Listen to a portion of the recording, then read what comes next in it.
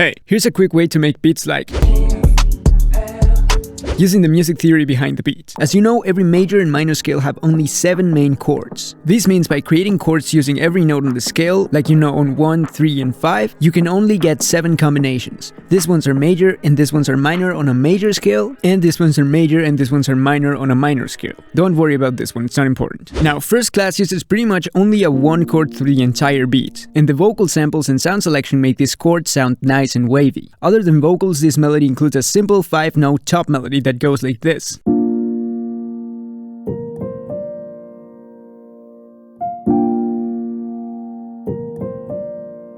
As you know, every top note melody has a relationship to the chord below it. That's what defines whether the melody sounds good or weird. Here's a quick tree of intervals to help us understand this. This is the same note in the scale as our first chord note. So this is a 1, which means a chordal note, so consonants. So this sounds good. Melodies usually start with chordal notes. Then we have a 2 interval. It's a 2 because it's placed 1 scale note above our 1 in the chord. A 2 is dissonant, which means it doesn't sound as good but helps us create movement. Next, we have a 3, consonant and chordal, so sounds good. After that, we have a 5, again consonant and chordal, so sounds good. And lastly, we have a 7, which is a dissonant, so movement. As you can see, these melody notes switch between consonants and dissonance to create tension and a resolution to that tension. Usually starting on the consonant place because that's simply easier to make work. Okay, now we have the basics. Now let me show you an example on how to apply this information to achieve a smooth, wavy beat like.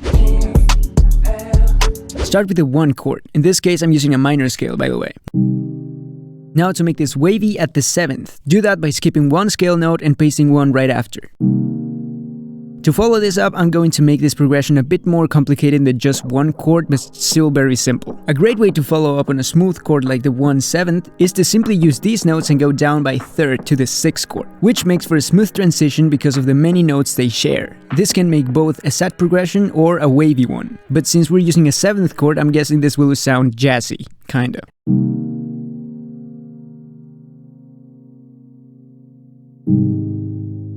Now to finish this, I'll simply add a 5 to add some tension, and again the 6 to lead nicely back to the 1.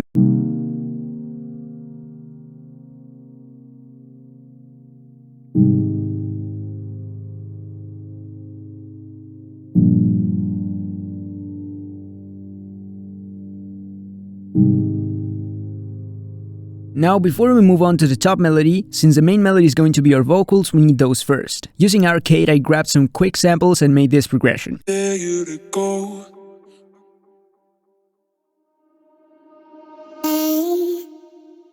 And to make them sound less in your face, I cut the highs and added some reverb. I also cut this a little bit.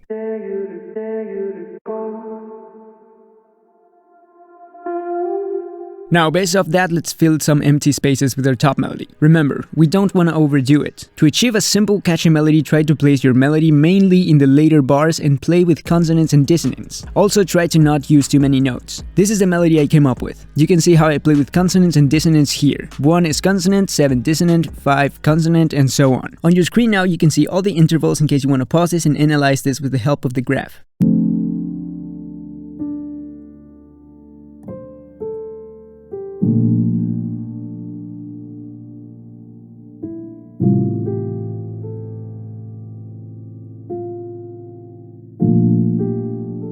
Okay, so now the main part is done, but this still doesn't feel like a sample. So to fix that, first we're gonna make the piano sound like a Drake sample. To do that, first move your melody to Edison, click on sample rate and change this to 1K. This is a method industry producers use to cut off their high end, which makes the piano go from sounding like this to this.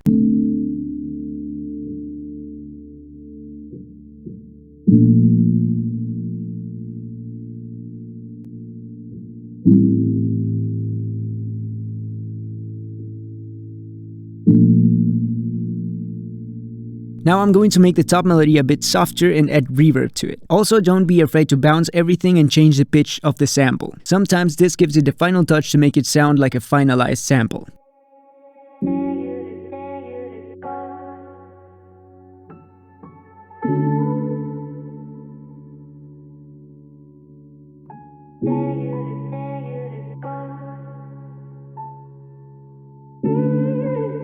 Last thing left to add is a simple halftime intro and drums. If you want to learn more about music theory and how you can use it to make better beats faster, I released a book containing everything you need to know as a producer, without all the boring explanations. This is simple and straight to the point. If you want to check it out, there's a free and a paid version you can download through the link in the description. So check it out, and with that said, here's the final beat. See ya next week!